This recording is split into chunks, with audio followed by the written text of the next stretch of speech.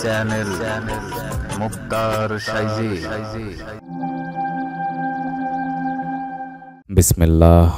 বিসমিল্লাহির রহমানির রহিম।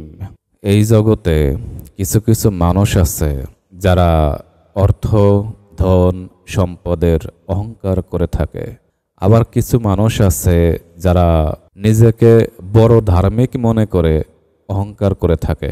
যেমন অনেক আলেম, অনেক সাধু যারা খ্যাতিমান লোকসমাজে, তাদের মধ্যেও অহংকার প্রকাশ পায়। যারা নিজেকে খুব বড় ভাবি, মনে করি আমি অনেক বড় স্থান লাভ করেছি, আমি সবার থেকে বড়। কিন্তু যদি কেউ এরকম ভাবনা ভেবে থাকে তাহলে বুঝতে হবে সে আত্মজ্ঞানী মানুষ নয়। কারণ যে মানুষটি প্রকৃতপক্ষে আত্মজ্ঞান লাভ করেছে, আত্মাকে চেতন করেছে, দিব্য জ্ঞান লাভ করেছে, সেই মানুষটি সদা সর্বদা নিজেকে অন্যান্য সৃষ্টিকুল থেকে লুকিয়ে রাখেন।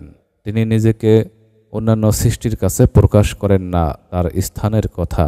তার সর্বোচ্চ স্থান তার নিজের মধ্যেই সীমাবদ্ধ করে রাখেন। কারণ সমস্ত সৃষ্টি জগতে মহামানবগণ প্রেরিত হয় সকল সৃষ্টিকে মুক্তির জন্য পথ দেখানো।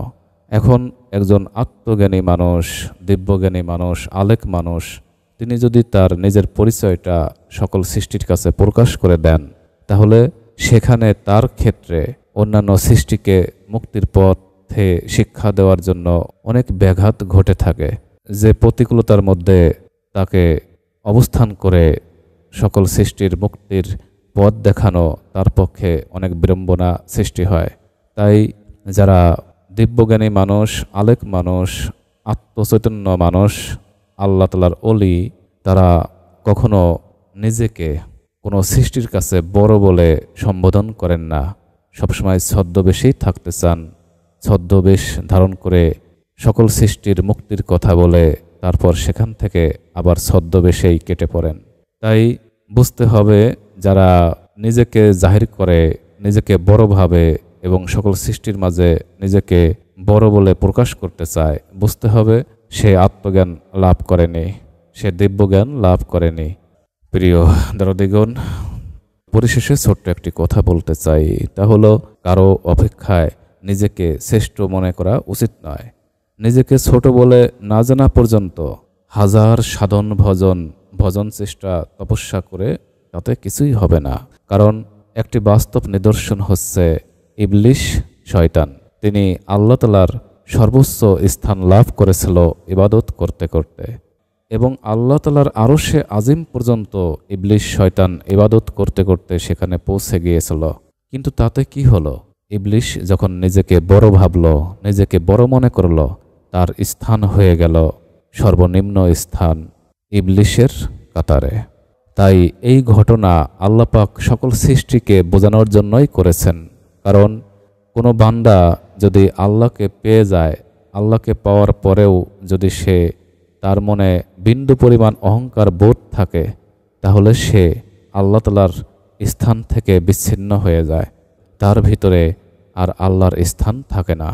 তাই সবাইকে মনে রাখতে হবে যে নিজেকে বড় ভেবে থাকে আর অন্যান্য সৃষ্টিকে ছোট ভেবে থাকে, প্রকৃতপক্ষে সে আল্লাহকে পায়নি। তার স্থান হবে ওই ইবলিশের মতো স্থান। সে যতই ইবাদত করুক, বন্দেগী করুক, সাধন ভজন করুক না কেন, একজন আত্মজ্ঞানী মানুষের মুখের ভাষা, তার আচরণ, তার চাল চলন, সকল কিছু থাকবে অমৃত প্রসাদের মতো অমৃত স্বাদ। একজন আত্মজ্ঞানী চৈতন্য আলেক মানুষ যিনি হতে পারেন, তার কথায়, চলায়, আচরণে, চলনে বিন্দু পরিমাণ অহংকার বোধ প্রকাশ পায় না।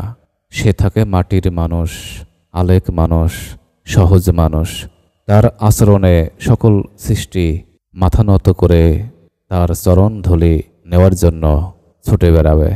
তাই বিন্দু পরিমাণ অহংকার বোধই মানুষের পাহাড় পরিমাণ আমল কেটে দিতে পারে, নষ্ট করে দিতে পারে। আল্লাহ আলেক সাইজি দয়াময়। পরিবেশনায় চ্যানেল মুক্তার সাইজি।